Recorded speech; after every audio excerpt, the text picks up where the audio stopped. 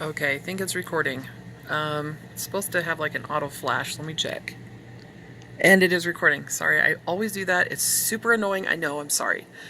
Um, so today I wanted to talk a little bit more about a premature baby and about kind of what things they end up dealing with later on in life.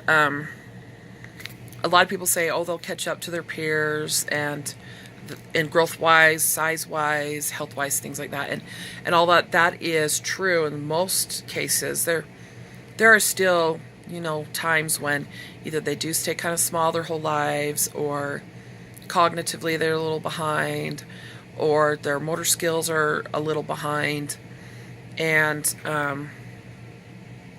their behavior is a little different. Things like that. Vision could be bad. They could have asthma.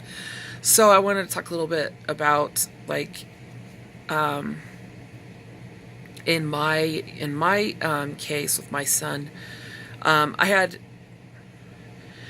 technically 2 premature babies and one. Shut the door, please. I don't have a code. Bye. Anyway, I've got 2 definite premature babies and then one that was almost premature. But only one of my, 2 of them had some complications. But one was really minor, She was only a month early. I mean, even when they're early, it's still not fun because they can be small and yeah, sometimes complications with breathing, things like that, heart problems.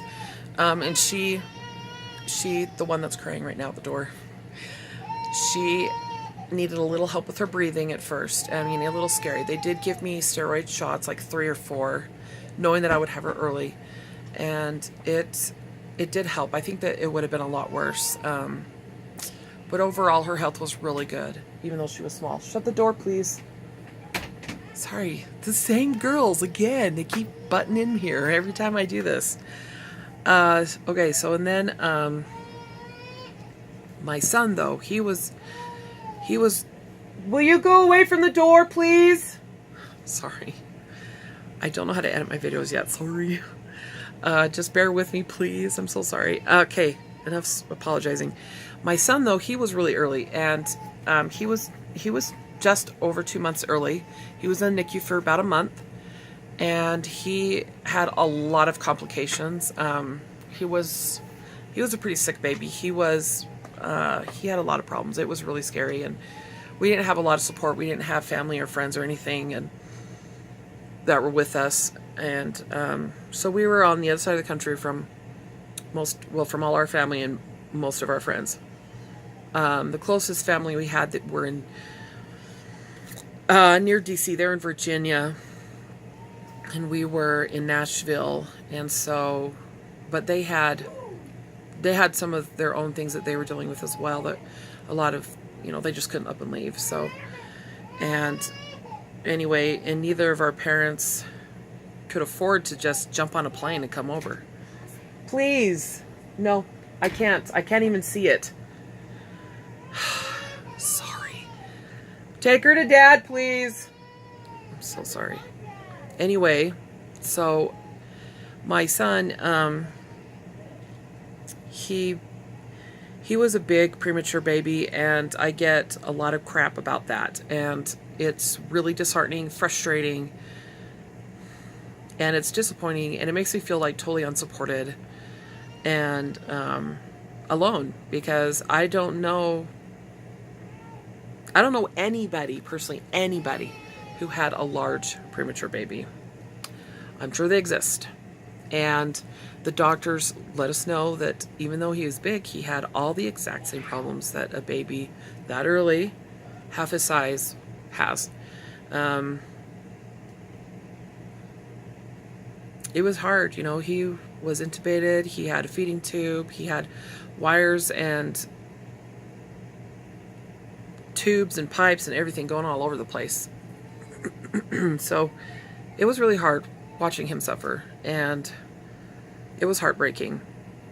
And then to lose support from a lot of people, that made it just so much harder. It was a burden. And it was very life-altering, and it was very traumatic.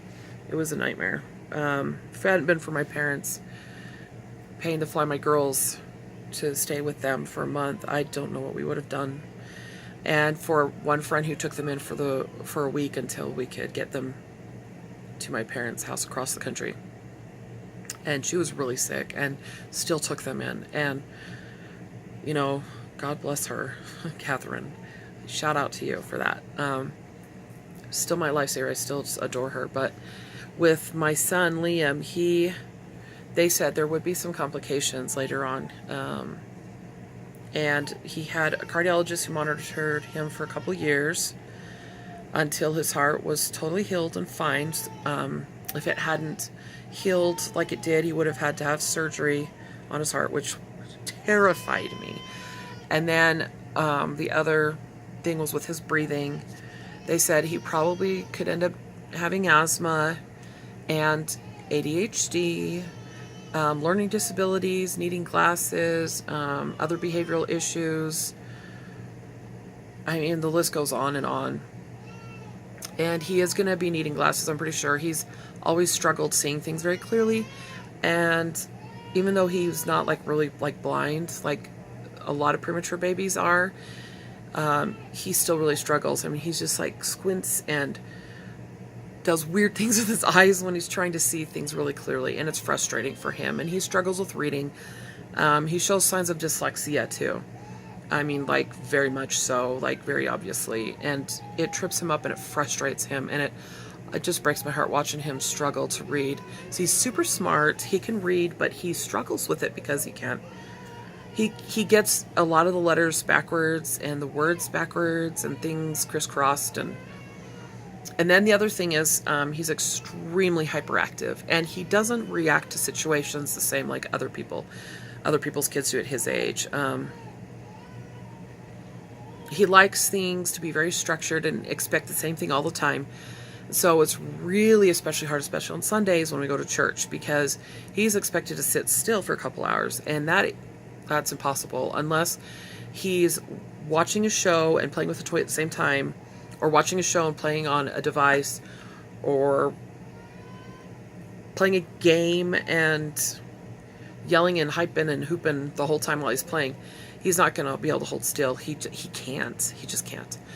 And then when he's around a whole lot of people, as much as he loves people and he's an extrovert, and it energizes him, it also wears him out really fast, because socially he doesn't pick up on cues the way we do. He doesn't know what's appropriate or inappropriate. He doesn't understand boundaries. He struggles with that kind of thing, but he loves people and he wants friends so much, and he loves to play with other people and kids, and it's really sad because he sees his cousins once a month and they play with him for a couple hours, and that's it. That's all he sees them, and they're all around his age and they all love playing together. But because of how he acts, they don't really want their kids around him because of his behavior, and it is heartbreaking. And I would like to believe and hope that it's nothing personal, but it feels personal just because it's my son and it affects him directly, and it hurts him and hurts me because of it, and it's not fair.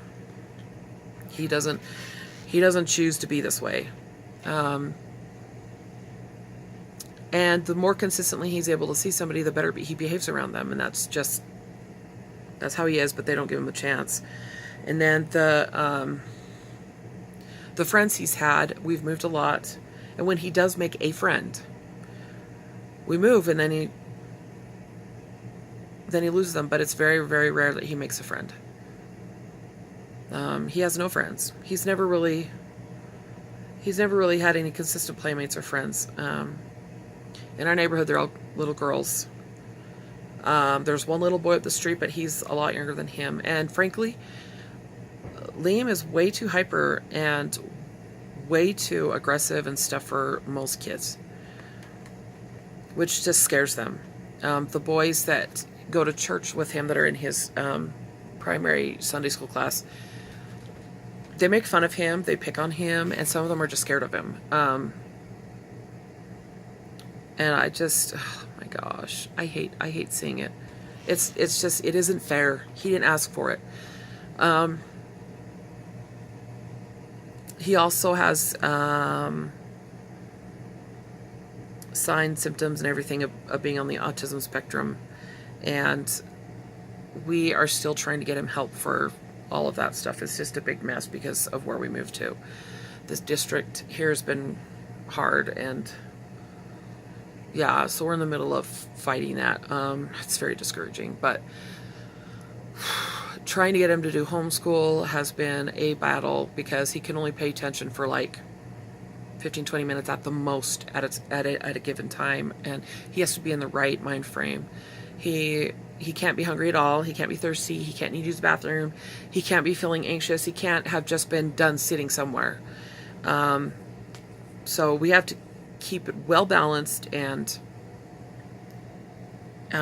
just going and for him. Otherwise, it doesn't work. He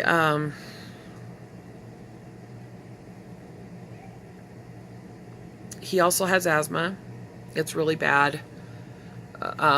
Okay, I shouldn't say really bad, but it can sound really bad. Almost every night he has coughing fits in his sleep. It wakes him up. Especially if he's had a cold or if he's been running around. He just coughs and coughs and coughs and coughs and coughs, lasts all night long. Or allergies, oh my goodness. So it always sounds like he's sick. So it's another reason why people just don't trust having their kids around him, is because they're like, oh, is he sick? Like, no. But he does catch everything. It's like he has no immune system.